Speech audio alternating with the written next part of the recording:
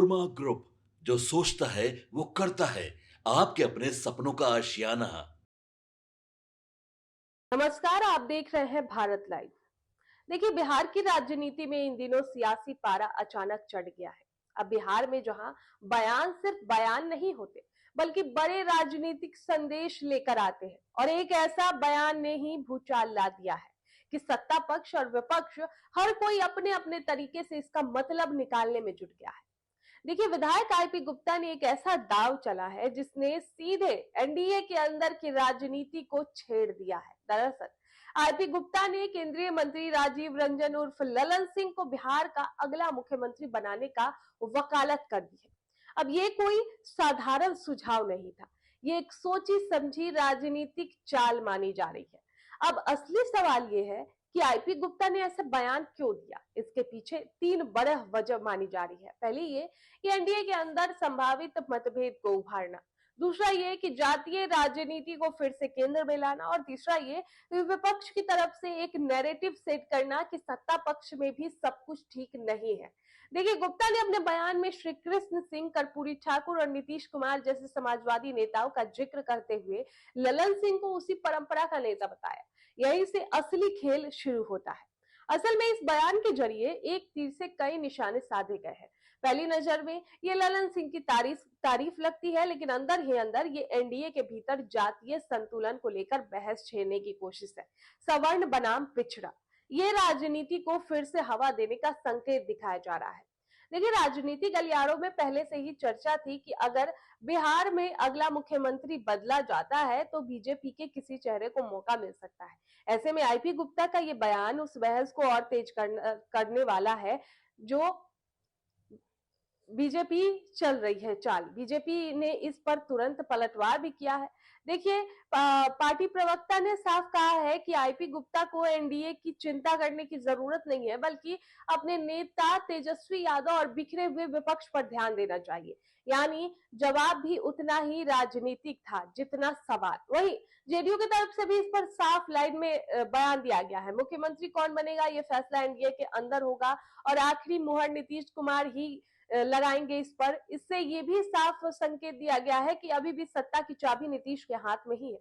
अब अगर इस पूरे घटनाक्रम को समझे तो देखिए, आईपी गुप्ता का बयान एक पॉलिटिकल ट्रिगर जैसा है। वो चाहते हैं कि एनडीए के अंदर इस पर बहस शुरू हो, जातीय समीकरण हिले और राजनीतिक असंतुलन पैदा हो। बिहार की राजनीति में जाति का असर हमेशा से गहरा रहा है। ऐसे में अगर वे बहस आगे बढ़ती है तो आने वाले समय में इसका असर चुनावी राजनीतियों रणनीतियों पर भी दिख सकता है। फिलहाल तस्वीर साफ है, मुख्यमंत्री अभी नीतीश कुमार है, लेकिन बयानबाजी ये जरूर लगने लगा है कि आने वाले दिनों में सियासी खेल और दिलचस्प होने वाला है। अब देखने वाली बात होगी कि क्या कुछ होता है बिहार की राजनीति में। आपके सपनों को हमने सजाया है, ई होम्स पैनोरमा को हमने बनाया है। ई होम्स मेरा एक सपना था जिस पे मैं पिछले 4 साल से काम कर रहा था। हमने जो बनाया है वो सबने है माना। ई होम्स पैनोरमा में हो आपका भी आशियाना। और फाइनली हमने 2021 में इस प्रोजेक्ट को लॉन्च किया। बहुत लोग अप्रिशिएट कर रहे हैं कि पूर्णिया जैसे शहर में, बिहार के, एक तो बिहार की बात करें उसमें भी पूर्णिया जैसे छोटे जगह में इस तरह का लाइफस्टाइल देना, ये सुन के हम लोगों को बहुत अच्छा लगता है। ई होम्स में हमने कुछ और भी किया है, जैसे हम जिस जगह में रह रहे हैं हमारे फैमिली सिक्योर हो, उनको सिक्योरिटी का ध्यान में रखा है। आपकी सुविधा और सुरक्षा आपके लिए खास है, ये आपका विश्वास है। इसमें आर्टिफिशियल इंटेलिजेंस का 7 लेयर सिक्योरिटी का हमने इस्तेमाल किया है। लस ग्रीन कैंपस को बनाया है। यदि हमारा बाउंड्री वाल है तो वो वर्टिकल गार्डन है। ये जितनी भी फैसिलिटी होता है एक इंटरनेशनल टाउनशिप में, ई होम्स है, ये हम लोग विश्वास नहीं कर पा रहे हैं। जो भी हमारे मित्र दोस्त या जो भी हमारे बाहर के बाहर आते हैं तो हम लोगों को बहुत अच्छा सुनने को मिलता है और बहुत अच्छा क्रेडिट मिल रहा है। वो सारा हमने सिर्फ एक बिल्डिंग नहीं बनाया, हमें एक बहुत अच्छा लाइफस्टाइल दिया ई होम्स में, और मेरा एक सपना था जिसको मैं आज फुलफिल होते हुए देख रहा हूँ। ये आपका आवास है।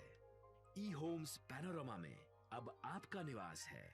E homes panorama, luxurious lifestyle redefined.